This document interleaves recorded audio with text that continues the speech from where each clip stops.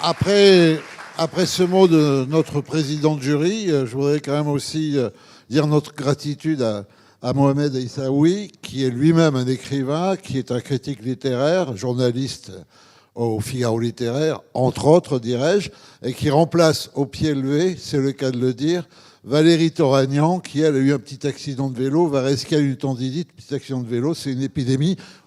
La vie à Aix est bien meilleure qu'à Paris. Merci Mohamed.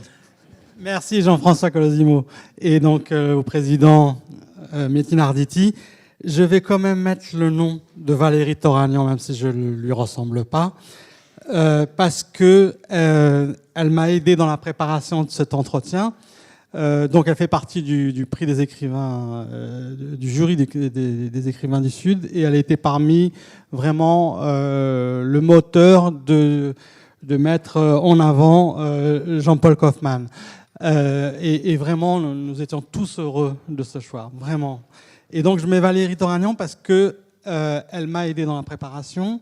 Donc, certaines des questions que je vais poser, c'est elle qui les a préparées. Comme ça, voilà, nous sommes deux, par l'esprit en tout cas, à poser des questions, à essayer, j'espère, rendre le bonheur qu'on a eu de lire ce texte, récit, roman, effectivement, peu importe, parce que voilà, on a été séduit, charmé, ému, triste par moments, et je crois, pour avoir lu, je crois presque tous les livres de Jean-Paul, peut-être que un m'a échappé, mais je ne crois pas.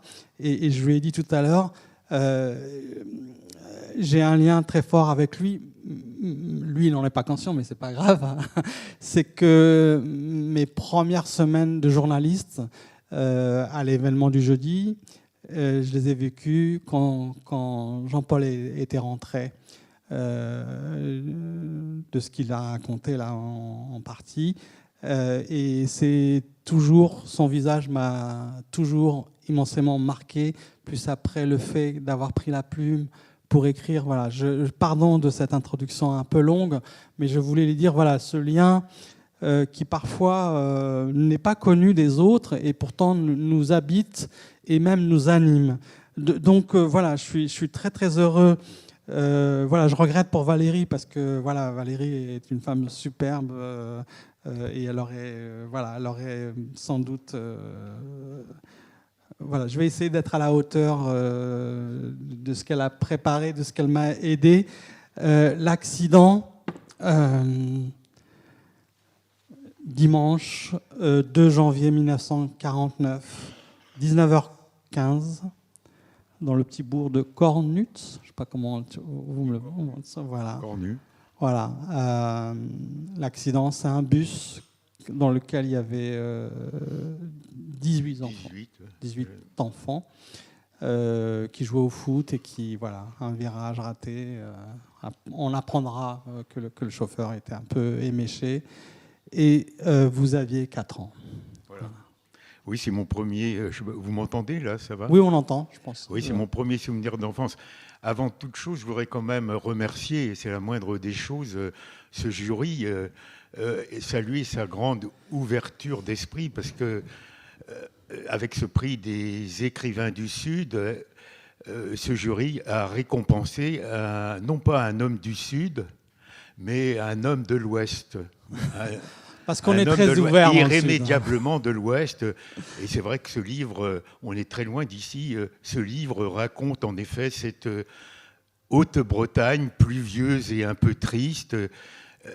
L'accident se déroule pour une large part dans ce département d'Ille-et-Vilaine avec ses villages un peu renfrognés, un peu mélancoliques. Mais encore une fois, je voudrais souligner que j'ai essayé en tout cas d'écrire un livre joyeux et je l'espère jubilatoire et un livre, j'allais dire, on en parlera peut-être tout à l'heure, un livre de gratitude et de réconciliation. En tout cas, oui, le point de départ pour répondre à la question de Mohamed, c'est le point de départ, l'accident. Alors c'est un titre un peu ambigu, en effet, l'accident. Le point de départ, c'est cet accident qui a marqué mon enfance. J'ai alors 4 ans et demi, je crois que c'est mon premier souvenir d'enfance, parce que ce livre aussi porte sur les distorsions de la mémoire, Oui. ces événements fictifs qu'on croit avoir vécu, la construction, des faux souvenirs. Je pense, on me l'a tellement raconté, cette tragédie, que je crois que je l'ai vécue véritablement, d'autant que mon père, qui accompagnait l'équipe de football ce soir-là, aurait dû figurer parmi les victimes. Donc, 18 jeunes hommes d'un petit village, c'est quasiment toute la jeunesse qui disparaît, vous vous rendez compte, c'est quelque chose qui a marqué toute mon enfance, et c'était un peu, comme on disait avant la guerre de 14, l'Alsace-Lorraine, y penser toujours, n'en parler jamais. C'est-à-dire que c'était tellement, indicible, inimaginable, ça ne pouvait pas avoir lieu, donc on n'en parlait pas. Malgré tout, malgré cette tragédie, je dois dire que j'ai eu, je suis désolé de le dire, parce qu'aujourd'hui les enfants sont très malheureuses, c'est l'enfer. Moi j'ai eu une enfance heureuse, bienfaisante, enchantée, j'allais dire même radieuse, un peu spartiate, un peu austère, mais nous sommes dans les années d'après-guerre, je suis né en 1944, et cette enfance, c'est très important, cette enfance heureuse m'a sauvé la vie. C'est-à-dire qu'elle m'a protégé lorsque je suis devenu adulte, et elle m'a été, oui, bénéfique, et ce livre-là, comme je le disais tout à l'heure, est un livre de gratitude. C'est une dette que je rembourse par rapport à cette enfance bienheureuse qui m'a sauvé la vie. Merci Jean-Paul. Il ne faut pas que j'oublie de vous remercier d'être là pour votre écoute. Voilà, je ne veux pas oublier ça. Et puis remercier l'organisation du festival. Voilà, c'est grâce à toutes ces personnes qui sont, et puis à la mairie, etc., qui mettent les moyens, qu'il y a une offre culturelle, et quand il y a une belle offre culturelle, et ben voilà, il y a du monde et vous en êtes la preuve vivante. Donc voilà, ça je ne veux pas l'oublier parce que dans le courant de la discussion, je peux l'oublier. Pratique aussi, à la fin de l'échange, Jean-Paul ira au chapiteau des dédicaces, comme ça vous pouvez prolonger cette discussion avec le livre, qui est quand même la chose la plus essentielle. Voilà. Enfance heureuse parce que c'est la vision d'un enfant qui ne voit pas les difficultés des adultes, etc. Vous, en plus, votre père était boulanger, oui. Et ça, c'est jubilatoire. Vous parlez des souvenirs avec olfactif. Ouais. Oui. L'olfaction joue un rôle très important. Ouais. En effet, dans ce livre, le fournil d'un boulanger peut amener au métier de journaliste. Je pourrais m'en expliquer tout à l'heure. Et racontez ces souvenirs, parce que le fournil, en fait, vous avez vécu dans une odeur, si je vous en parfum, oui. Le mot est plus joli. C'est quelque chose qui vous est toujours resté. Oui, c'est peut-être pour cela aussi que je me suis mis à m'intéresser au vin, à l'œnologie, identifier les odeurs et surtout les faire communiquer, parce que c'est extrêmement difficile. Mais pour répondre à votre question, oui, en effet, moi je suis, alors ce monde-là qui m'a protégé, ce monde, bon, c'est un monde, il faut bien le dire, c'est un monde disparu, anéanti, désintégré à jamais. C'est la France, comme je suis né en 1944, c'est la France de l'après-guerre. Donc, c'est la France encore, disons, la France rurale, qui aspire qu'à une seule chose, dans ces années 49-50, qui n'aspire qu'à une seule chose, c'est à retrouver la vie des années 30, laquelle était exactement la même qu'au début de la Troisième République. C'est ce qu'on a appelé la France des terroirs, vous savez, la France des kermesses, des comices agricoles, la France des mariages qui durent 3 jours. on n'est pas loin là de Maupassant, c'est tout près. Flaubert, Madame Bovary, la noce, le récit de la noce. Dans Madame Bovary, c'est exactement moi ce que j'ai vécu pendant mon enfance. Donc voilà un monde qui n'existe. Je suis un boomer, pas spécialement fier de l'être, et j'appartiens en effet à une génération, je crois, privilégiée. Alors, qui est née entre 1940 et 1955. Je dis privilégiée parce que elle a vu l'ordre ancien, elle a vu l'ancien monde, du moins pour ceux qui sont nés dans un milieu rural. Ceux qui ont habité la ville, je crois que c'est tout à fait différent. Donc, un monde, comme je disais tout à l'heure, un monde austère, spartiate, un monde encore en noir et blanc. La couleur ne va finalement... On va connaître la couleur au milieu des années 60. C'est là où la France va basculer. Au milieu des années 60, 65 en gros, l'élection du président de la République au suffrage universel, les premiers hypermarchés. Donc voilà, c'est cette France-là que j'ai connue. Mais nous ne savions pas à cette époque-là que il y avait un certain nombre de changements qui s'amorçaient, et surtout dans ce milieu très catholique. J'ai eu une éducation extrêmement catholique, j'ai été enfant de chœur, je servais la messe à l'âge de 7 ans, 2 messes, je m'ennuyais beaucoup, et donc c'est ça qui m'a constitué. Il y a 2 lieux qui m'ont constitué, comme je le raconte dans ce livre, l'accident, le fournil paternel, le fournil paternel, ce monde de l'olfaction, ce monde des odeurs, encore une fois, qui est capital à mon sens dans le métier de journaliste. Vous voyez, on ne parle pas assez dans ce métier de l'importance du corps dans ce métier. Vous voyez, quand vous débarquez dans un lieu, vous êtes en reportage, et donc vous avez ces 5 sens qui doivent marcher à plein régime, si j'ose dire. D'abord, vous avez le contact, le tact, vous serrez la main, le son de la voix, la lumière, l'odeur de la maison, tout ça vous donne un certain nombre d'informations.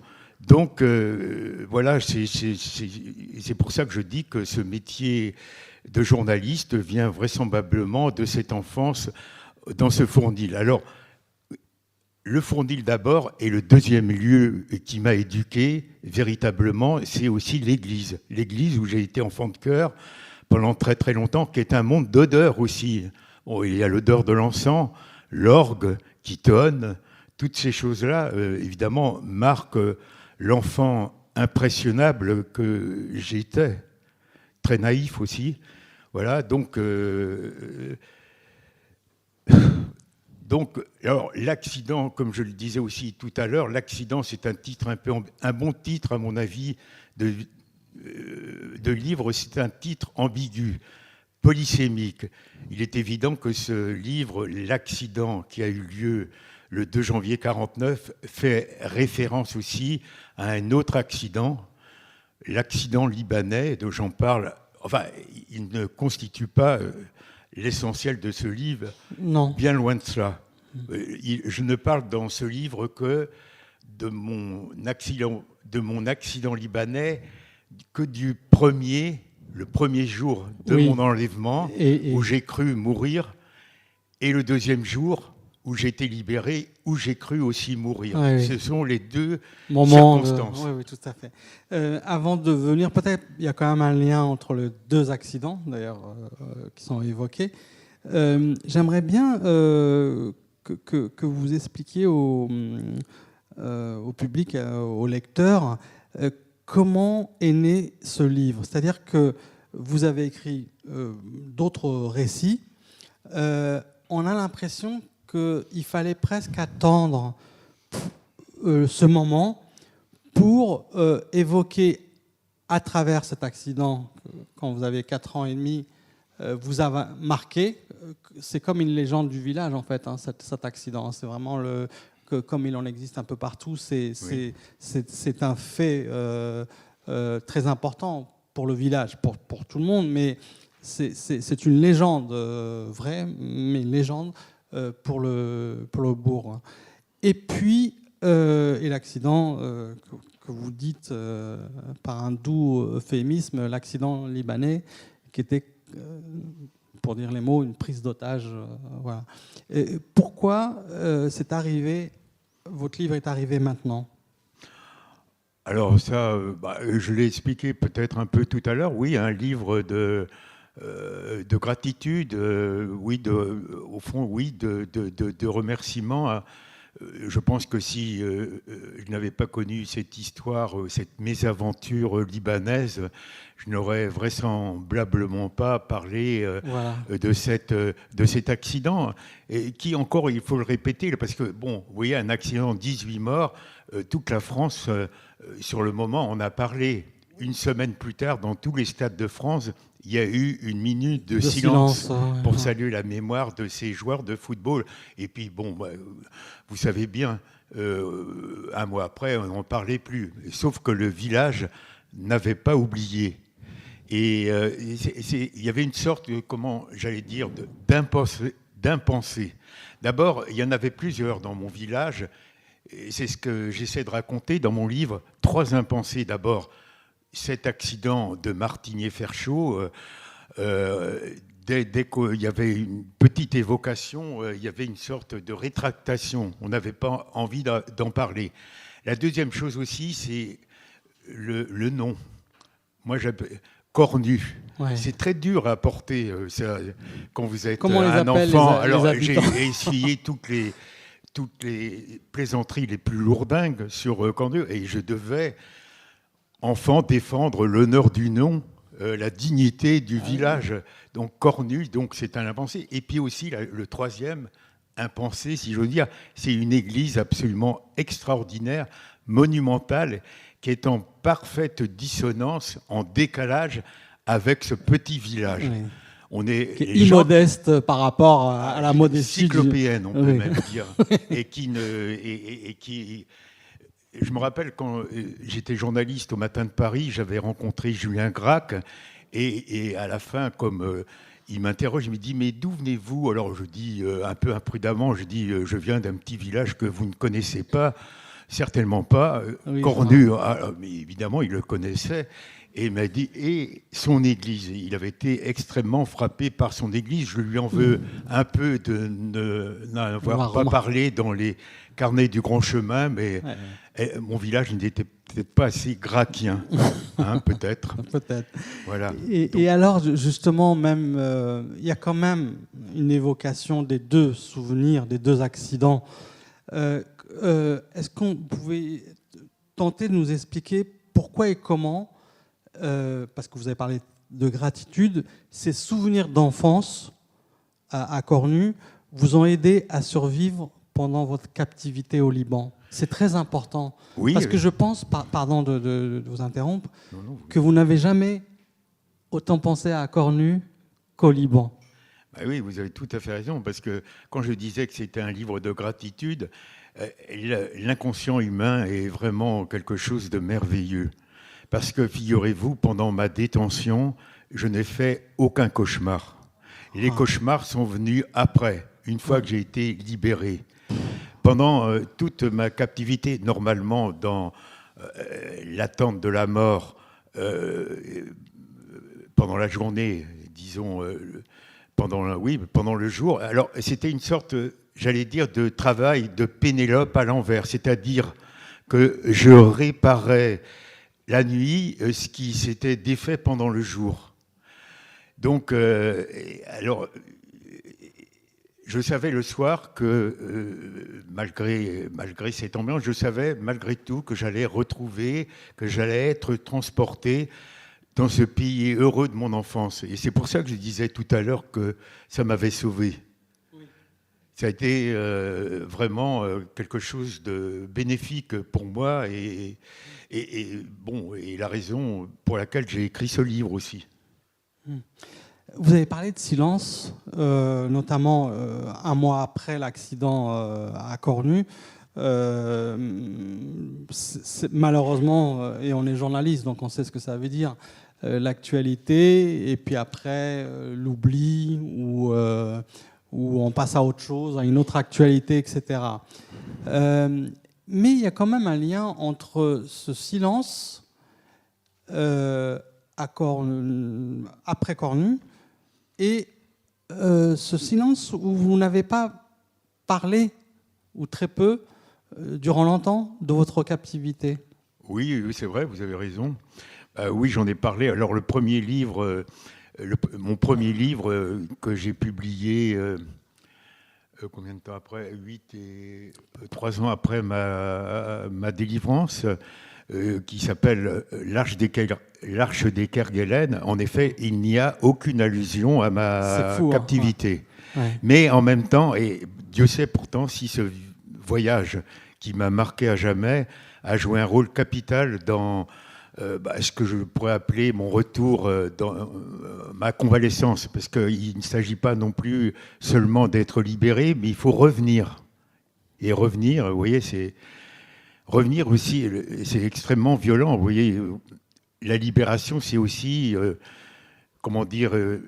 un jaillissement à la lumière. Vous avez vécu pendant le silence pendant 3 années, et puis brusquement, comme Lazare qui ressort du tombeau, vous jaillissez dans la lumière, le bruit, tous les gens qui parlent autour de vous. Vous avez l'impression, moi j'avais cette impression-là, qu'ils étaient en état d'ébriété, mais c'est moi qui étais évidemment pas dans un état normal.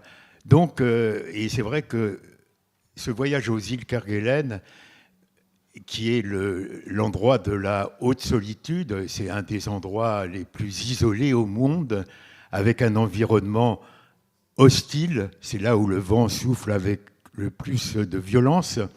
Je n'ai pas su sur le moment qu'au fond, c'était exactement la métaphore de ce que j'avais vécu au Liban. Mais je ne l'ai su qu'après.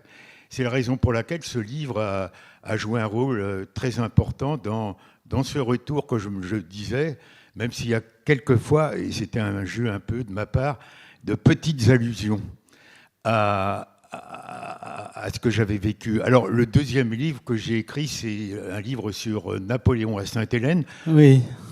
Je suis allé à Sainte-Hélène parce que j'étais allé aux îles Kerguelen. On m'avait mis, l'époque aime les étiquettes. On est à la fois ex-otage du Liban et aussi spécialiste des îles. J'étais allé au Kerguelen, donc un magazine Géo m'a demandé si ça m'intéressait d'aller à Sainte-Hélène. Je n'avais pas une particulière passion pour Napoléon, mais je l'ai accepté. Ça me plaisait à cause de la traversée qui durait 3 semaines et l'attente. Mais j'ai longtemps hésité parce que je me suis dit, bon, la captivité de Napoléon, la mienne, ça n'a rien à voir. Ça n'a rien à voir et en même temps, tous les enfermements se valent. Donc j'ai extrêmement hésité avant d'écrire ce livre et puis finalement, je me suis jeté à l'eau. Mais il n'y a aucune allusion à ma captivité libanaise. Et peu à peu, donc après, dans quelques livres, je me suis approché petit à petit, par la bande.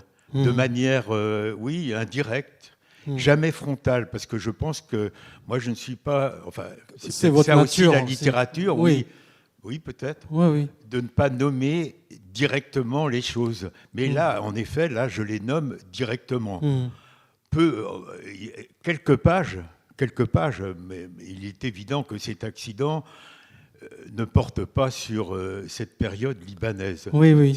Encore une fois, c'est sur une enfance, c'est une sorte de va-et-vient entre maintenant et puis cette époque-là, le Liban et aussi ces années d'après-guerre.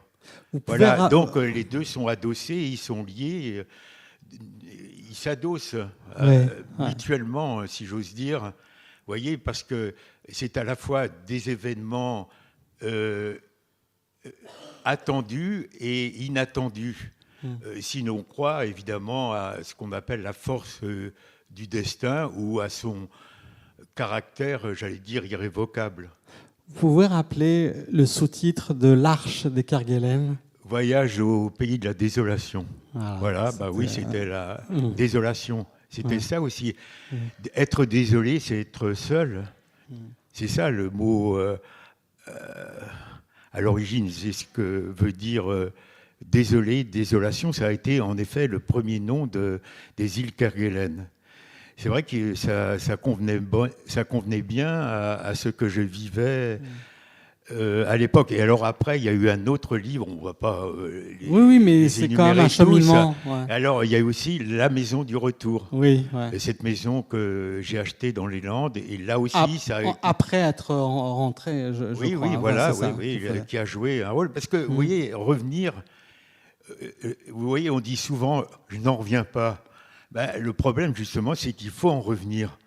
Et alors, comment en revient-on? Ben, je crois qu'il faut... c'est comme un plongeur, vous voyez, qui remonte à la surface. On remonte par palier. Exactement, pas Et trop. puis alors, est-ce que... le problème, c'est... On peut se demander aussi, alors seuls vos proches, votre famille peut le dire, est-ce qu'on remonte véritablement à la surface? Je ne sais pas. Parce que ce livre aussi, comme je l'ai dit, c'est un livre qui...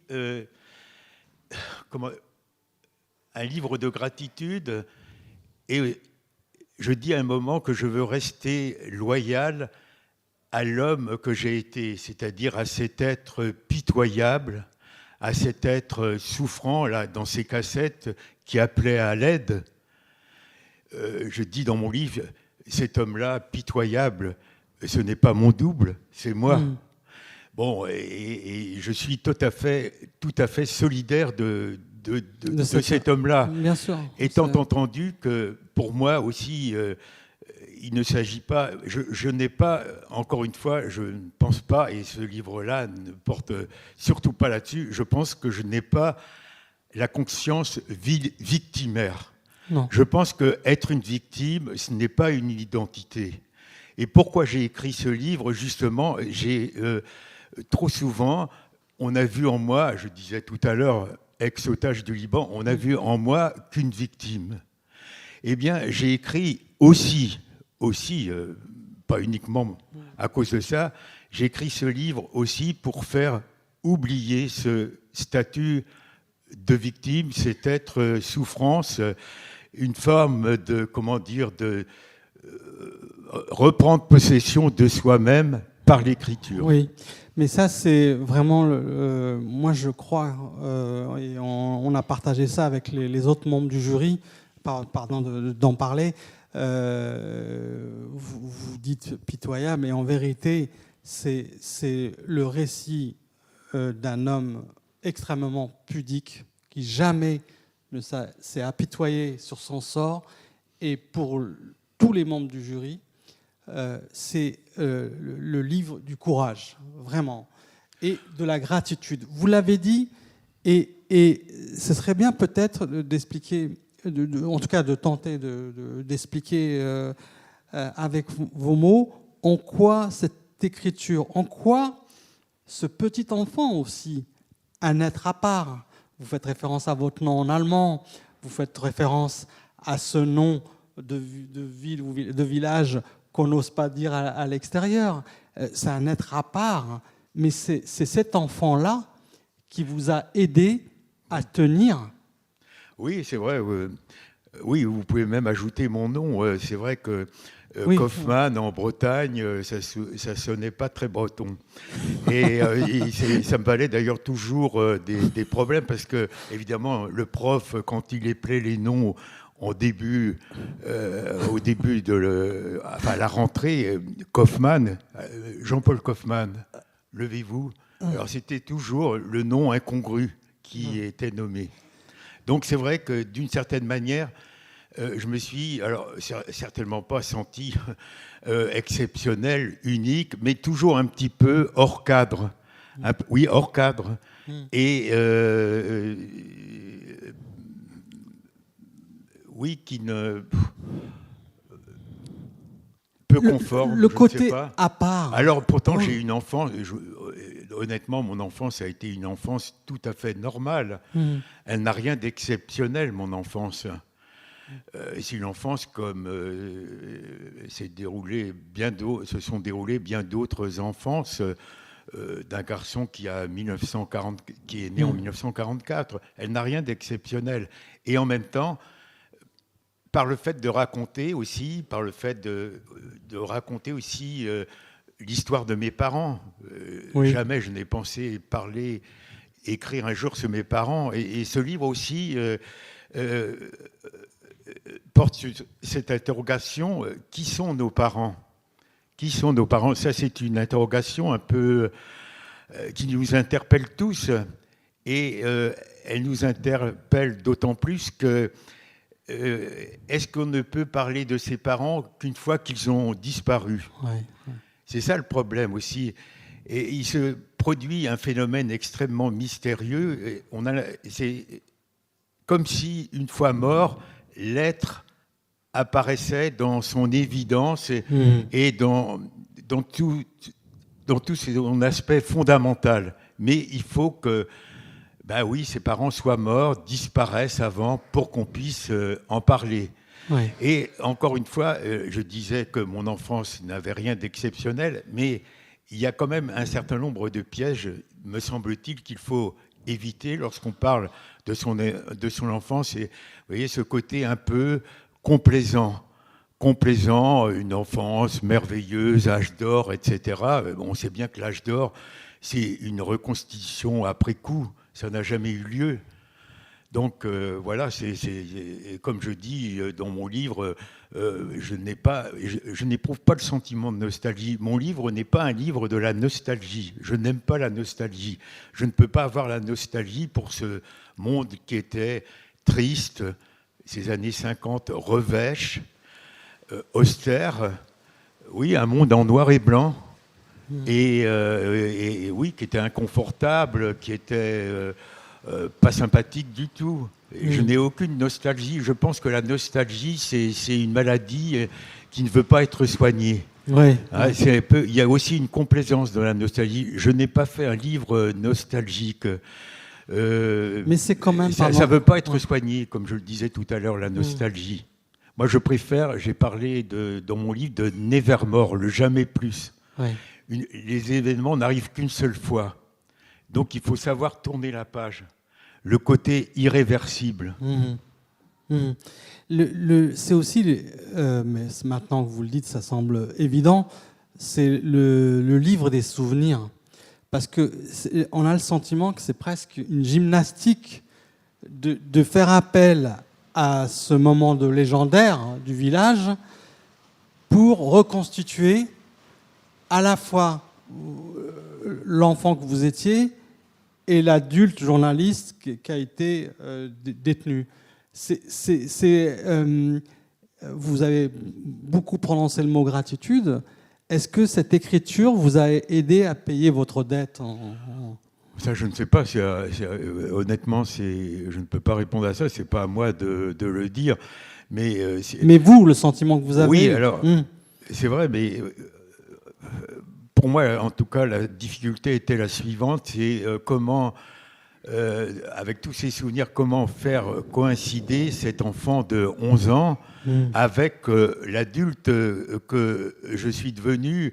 Vous voyez, toutes ces personnes empilées les unes aux autres, c'est ça un adulte. Comment relier tout ça ? Parce qu'on est celui qui écrit, évidemment, n'a rien à voir avec l'enfant que j'ai été. Donc, c'est quand même une très grande difficulté. Et alors, vous allez me dire, le lecteur se fiche éperdument que ce livre a donné beaucoup de mal à l'auteur, mais c'est un livre qui m'a donné beaucoup de difficultés. En plus de ça, je l'avais commencé pendant le Covid. Et tout s'emboîtait parfaitement. J'enquêtais, parce que c'est aussi un livre d'enquête. C'est un livre de journaliste. Quelquefois, on dit, c'est un livre de journaliste pour dire le côté un peu superficiel. Je le revendique. Tout à fait, c'est un livre de journaliste. Et d'enquêteur aussi, d'enquêteur, hein, presque d'archiviste. Ah oui, d'enquête, oui, bien sûr. Ouais. Mais alors, le Covid a interrompu tout cela. Ouais. Et il a été extrêmement difficile de réamorcer, en quelque sorte, j'allais dire la pompe, à telle enseigne que j'ai pensé l'abandonner à un moment. Je voudrais dire quand même quelques mots par rapport au Covid. Vous voyez, souvent on se dit le Covid, au fond, je sais pas ce qu'on veut. On se dit pour le Covid, au fond, c'était du pain béni pour les écrivains, pour ceux qui écrivent toute cette période là où vous êtes voué à une certaine oisiveté. Eh ben moi, je ne pouvais pas écrire pendant le Covid. Je sais pas, peut-être parce qu'il y avait cette incertitude. Maintenant, on connaît la suite du film, mais il y avait peut-être aussi cette épée de Damoclès qui nuisait, je pense aussi à la création, ou je ne sais pas comment on peut appeler ça aussi, à l'inspiration. Donc c'était néfaste pour moi. J'ai interrogé beaucoup de gens autour de moi qui écrivent. Très curieusement, ils ont éprouvé la même chose. Je ne dis pas que mon exemple est significatif, mais c'est quand même intéressant cette période-là, de ce point de vue-là. C'était une période assez paradoxale, évidemment, parce que jamais les Français n'ont autant écrit. Il y a eu plus 10%. Les maisons d'édition recevaient 10% de manuscrits en plus, ce qui est énorme. Hein. Et certaines maisons d'édition, même des très grandes maisons d'édition, ont dit stop, on ne reçoit plus de manuscrits. Et chez des écrivains, c'est le contraire qui s'est passé. C'est-à-dire qu'ils ont été asséchés par cette pandémie où ils n'arrivaient plus à écrire. Donc c'est ce qui vous est arrivé aussi visiblement. C'était assez paradoxal. Comme quoi, bon, c'est évident à dire, mais ça agit beaucoup. Il y a un court chapitre sur l'ennui. Oui. Vous pouvez en parler parce que c'est très intéressant. L'ennui, c'est très important quand on vit en province comme moi. C'est une chance, l'ennui. Aujourd'hui, les enfants, ils ne savent pas s'ennuyer, c'est vrai. Je ne vais pas dire en même temps, par rapport à ce que je disais tout à l'heure, avant c'était mieux, pas du tout. Hein. Et donc, oui, l'ennui, comment meubler l'ennui? Moi, je pense que l'ennui a stimulé le côté imaginatif, c'est vrai, pendant ces offices interminables, nous avions un prêtre dont je fais le portrait dans ce livre, qui a joué un rôle déterminant dans ce livre. Et il se caractérisait par les messes. Dans ce petit village assez triste, assez revêche, il avait le sens du grandiose, de l'élévation. Vous voyez, les messes étaient interminables, mais il y avait un faste. Je ne sais pas où il avait acquis ce sens de la mise en scène. Donc, en tout cas, c'est quelque chose qui m'a beaucoup marqué. Là, vous voyez, on est avant Vatican II. Je dis que tout a basculé dans cette France rurale au milieu des années 60, 65. Bon, Vatican II, c'est 64, 65. Donc, ce prêtre qui est aussi un mystère dans ce livre, dont je n'ai pas pu résoudre un peu la figure mystérieuse. Ce prêtre-là, qui est un professeur de philosophie au grand séminaire de Rennes, et du jour au lendemain, il est nommé dans cette petite cure de cornu, de 2e classe. Alors, qu'est-ce qu'il a fait pendant l'occupation, pendant la guerre? Là, j'ai essayé de savoir. Et ça a été extrêmement... je n'ai pas de réponse à cette interrogation. En tout cas, voilà, l'ennui a joué un rôle très important. Très, très important, parce que je n'ai pas découvert à l'époque, vous voyez, le message de l'Évangile. C'est par la suite que le message de l'Évangile, la radicalité de l'Évangile m'est apparue. Mais pas quand j'étais enfant. D'accord. Pas quand j'étais enfant, absolument pas. C'était un monde, c'était une pastorale de la trouille. Vous voyez, nous étions marqués par le péché originel. Moi, ça m'a beaucoup marqué, toute cette éducation-là. Nous sommes marqués par le péché originel, l'homme est corrompu, etc. C'est ce que nous inculquait ce prêtre-là. C'était la morale qui importait avant tout, mais tout ce message de liberté, de tolérance, de fraternité, eh bien, on n'en parlait quasiment pas. Encore une fois, c'est après coup qu'il m'est apparu. À travers l'accident, c'est aussi un autoportrait en creux, voilà, d'un homme d'une extrême humilité, un homme qui met aussi en avant ses doutes. Et il y a une chanson d'Anne Sylvestre, pour ceux qui la connaissent, « J'aime les gens qui doutent ». Il faut nous la chanter, alors. Non, jusqu'ici ça se passe très bien, donc je vais faire. Mais regardez, voilà, j'aime les gens qui doutent, voilà. Et elle est merveilleuse, et voilà. Et je vais vous lire un court passage que tout à l'heure Jean-Paul m'a parlé. Et c'est. Il dit, oui, encore aujourd'hui, la maîtrise du discours ne me vient pas naturellement. Ah oui, non, mais ça, c'est pas le jeu, là, c'est moi qui voulais. Oui, mais c'est pour chuter, pour terminer. Donc, quand je pense que j'ai fait de la radio pendant 7 ans, je ne me suis jamais senti à l'aise avec l'expression orale. Ma vie de journaliste s'est métamorphosée d'un coup en passant de Radio France Internationale au Matin de Paris, donc de l'oral à l'écrit en gros.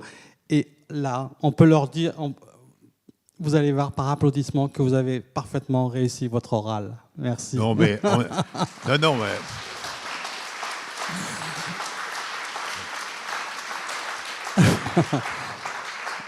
Acceptez les compliments, voilà. Non, mais je dis souvent aussi, on écrit des livres parce qu'on ne sait pas en parler. Ok. On peut retrouver, parce qu'il va y avoir une autre grande journaliste qui va suivre. Ah non, finalement non. Elle est en Ukraine, Maryse Bourgeot. Et ben voilà, donc du coup. Oui, l'Ukraine, il y a un chapitre intitulé Ukraine. Oui, du coup, on peut prendre les 10 minutes. Peut-être des gens veulent poser. Exactement, voilà. Donc je profite de ce temps que nous offre Maryse pour passer la parole. Mettez-vous debout. C'est toujours la première question qui est dure. Et je vais vous passer le micro pour que tout le monde entende. Je pars, d'accord, et après je viens vous sans.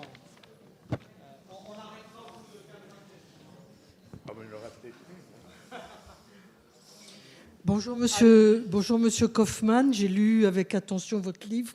Je vais être honnête avec vous, je n'ai pas éprouvé de jubilation, mais un grand plaisir quand même. Alors je voudrais juste vous dire 2-3 choses. Dans 120 ans, pour l'abbé Brionne, on aura droit à la vérité puisque les archives seront ouvertes. Dans 120 ans. Il y a un deuxième abbé dans votre récit autobiographique qui est Georges Rousseau, de votre famille. Vous lui rendez hommage tout le long de votre livre en disant l'importance qu'il a eue dans votre, j'ouvre les guillemets, mais élévation, sortir de ce milieu. Je voudrais juste vous faire 2 remarques et vous dire un point sur lequel je ne suis pas d'accord avec vous. C'est, premièrement, alors aux îles Kerguelen, où moi je rêve, un jour j'irai, les TAF, les terres australes françaises, c'est quand même le lieu où 100 ans avant votre naissance, il y avait les usines pour dépecer les baleines. Oui, je veux dire ça, parce que bon, ça atténue un peu le grand amour qu'on porte au Kerguelen. La deuxième remarque, c'est votre maman avec son gâteau dont vous vantez les louanges. Moi, j'ai jamais eu la chance de goûter au Salomé, mais... Le Salambo. Le Salambo, Salomé, voilà, c'est un lapsus freudien. Mais ce que je voudrais dire, c'est qu'il y a ce dicton qui dit « vaut mieux s'adresser à Dieu qu'à ses saints ». 2 fois dans le livre, vous dites « je lui ai demandé de m'envoyer un signe, elle ne me l'a pas encore envoyé ». Je vous signale que si vous le demandez à Dieu, vous pouvez tout à fait le recevoir. Et le seul point sur lequel je ne suis pas d'accord avec vous, c'est que c'est vrai que votre livre résonne tout le long de bienveillance, de bonté, le mot à la mode, c'est résilience. Bisounours, vous voulez dire? Non, pas du tout, pas du tout. Mais j'ai beaucoup apprécié, entre autres, le dernier chapitre sur Isabelle Martin et sur l'histoire avec son père.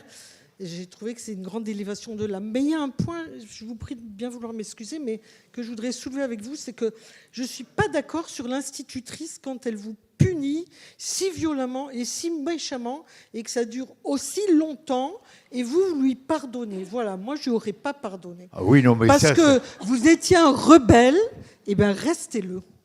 Oh, Merci. Non, mais vous avez... Alors, je ne peux pas répondre à toutes les interrogations. Là, votre question est très intéressante. Mais par rapport, en effet, oui, je dis dans mon livre que je crois beaucoup à la rédemption. Je dis que c'est une des plus belles inventions du christianisme. Et malheureusement, aujourd'hui, l'époque est impitoyable à ceux qui ont commis une faute ou une bévue, une erreur, etc. Ce que je veux dire, et je le dis en effet par rapport à celui qui a commis cet accident, il a tué quand même 18 jeunes hommes, on n'est pas lié à jamais à une faute qu'on a commise. Et, vous voyez, c'est ça qui, je crois, très important. Non, vous n'êtes pas d'accord?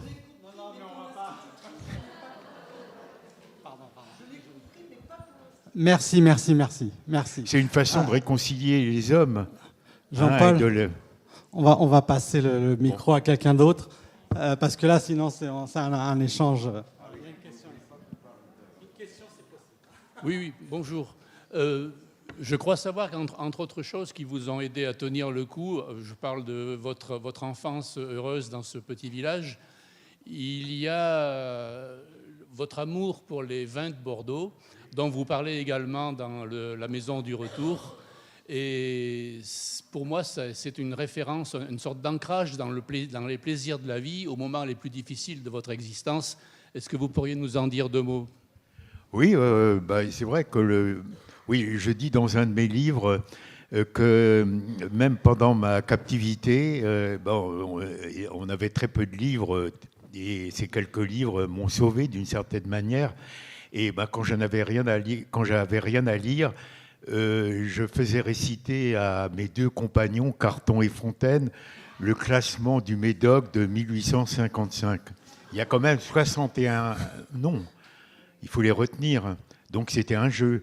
Et c'est vrai que le vin, le souvenir du vin, a joué un rôle important pendant cette captivité. Et puis aussi, peut-être aussi, par le fait que j'étais plongé dans un monde violent, barbare, et qui était tout à fait à l'opposé de ce monde du vin, bienveillant. La civilisation du vin, oui, c'est vrai, c'est quelque chose oui, qui m'a porté pendant ces 3 années. Ça m'a tellement porté que j'avais fait un vœu. À un moment, j'étais tellement dans le désespoir et je me suis dit, si je me sors vivant de cette histoire-là, je ne boirai plus de vin. Puis je me suis dit, mais est-ce que la vie vaut la peine d'être vécue? Et j'ai quand même transigé. Je me suis dit, 3 mois, si je suis libéré. Et c'est vrai, et heureusement, bien m'en a pris, parce que ça aurait été trop violent pour moi, boire du vin immédiatement. Mes 2 compagnons, eux, n'ont pas fait ce même vœu. Et ça les a quand même très perturbés. Vous voyez, il fallait faire sauter le bouchon de champagne pour un oui ou pour un non. Oui. Donc j'ai échappé à cela pendant 3 mois.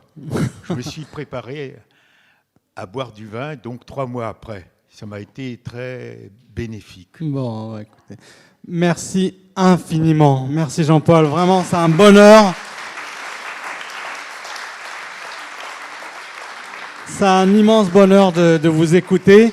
Vous pouvez prolonger la conversation avec le livre et Jean-Paul le dédicacera au chapiteau en bas. L'accident, voilà, aux éditions Les Équateurs. C'est un plaisir.